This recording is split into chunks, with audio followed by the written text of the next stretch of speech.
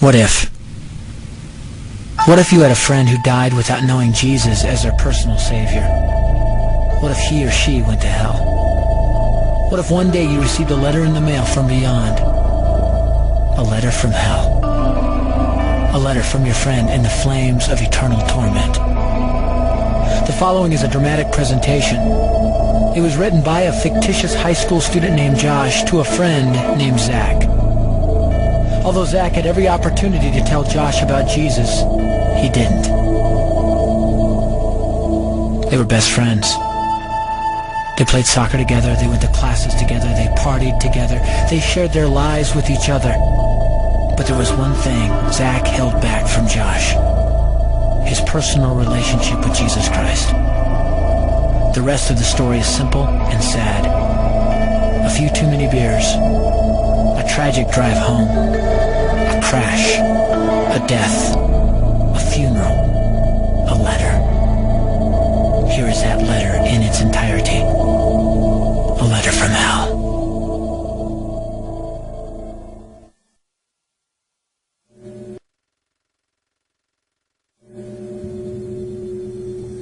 Dear Zach, I died today. It's a lot different than I expected. You see, I always thought dying would bring me into a world that's foggy and hazy. But this place is crystal clear. It's even more real than my life on Earth. I can think. I can talk. I can even feel. Right after the wreck, I could feel my spirit leaving my body. It was the weirdest thing, Zach. I thought I heard you screaming out to me, man. I must have been just imagining things. At first, I was just standing in line, getting registered, I guess. They asked me for my name and began to look in this thing they called the Book of Life.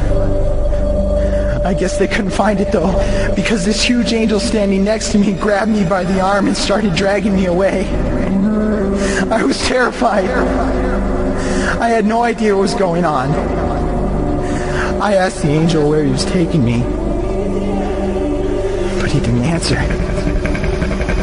So I asked him again. Finally, he told me that only those whose names were written in the Book of Life could enter into heaven.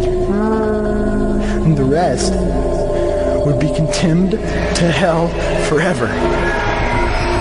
Man, I was scared.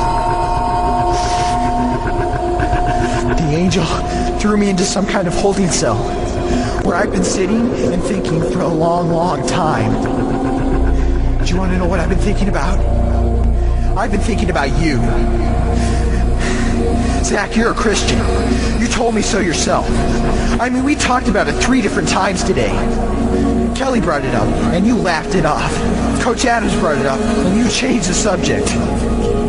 I mean, it came up right before the wreck. Well, the question I can't get out of my mind is this, Zach. Why haven't you ever told me about how to become a Christian? I mean, you say you're my friend, but if you really were, you would have told me about this Jesus and told me how to escape this terrible place that I'm headed for. I can feel my heart pounding in my chest. The angels who have been chosen to cast me into hell are coming down the hallway.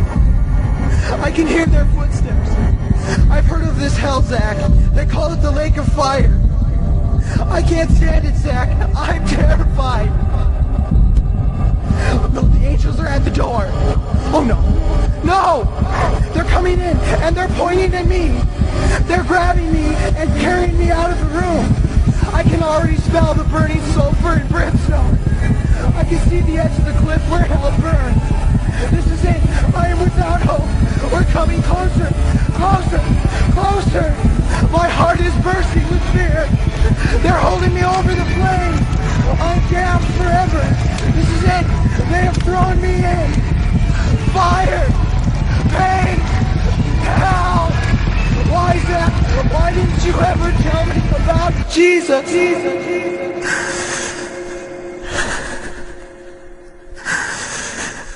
Signed, your friend, Josh. Your friend. P.S. Welcome. Wish you were here. Wish you were here. Wish you were here. Wish you were here. Wish you were here. Wish you were here.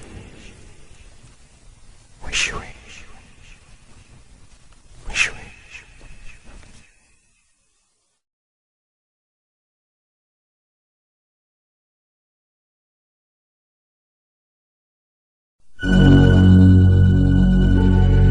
Don't bother me.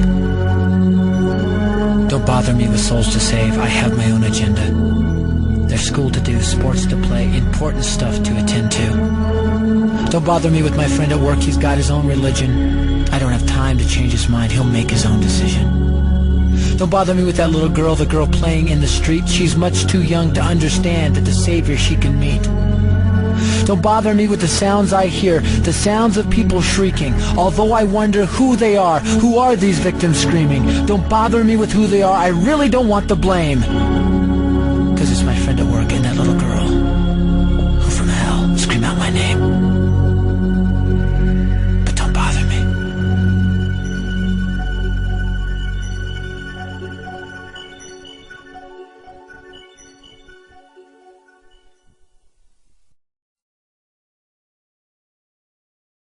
Even in this life, the pain of fire is the greatest of all pains. But the difference between our fire and that of hell is such that, according to St. Vincent Ferrer, our fire is cold. Our fire is created for our use, but the fire of hell is created by God expressly to torment. So that unhappy wretch will be surrounded by fire like wood in a furnace. He will find an abyss of fire below, an abyss above, an abyss on every side. If he touches, sees, breathes, he breathes only fire. He will be in fire like a fish in water. This fire will not only surround the damned, but it will enter into his bowels to torment him. His body will become all fire, so that the bowels within him will burn. His heart will burn in his bosom, his brains in his head, his blood in his veins, even the marrow in his bones. Each reprobate will in himself become a furnace of fire. Some cannot bear to walk on a road burned up by the sun, nor can they endure a spark that flies from a candle. And yet they fear not that fire which devours. The fire of hell devours the damned. It devours without ever destroying them. In hell there is no hope, neither true nor false. The unhappy wretch will always have written